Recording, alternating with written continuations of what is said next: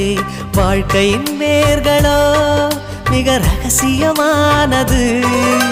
ரகசியம் காண்பதே நம் அவசியமானது. தேடல் உள்ள உயிர்களுக்கே தினமும் பசி இருக்கும். தேடல் என்பது உள்ளவரை வாழ்வில் ருசி இருக்கும்.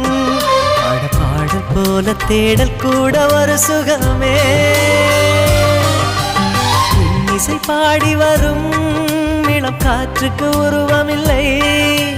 காற்றலை இல்லை என்றால் ஒரு பாட்டொலி கேட்பதில்லை.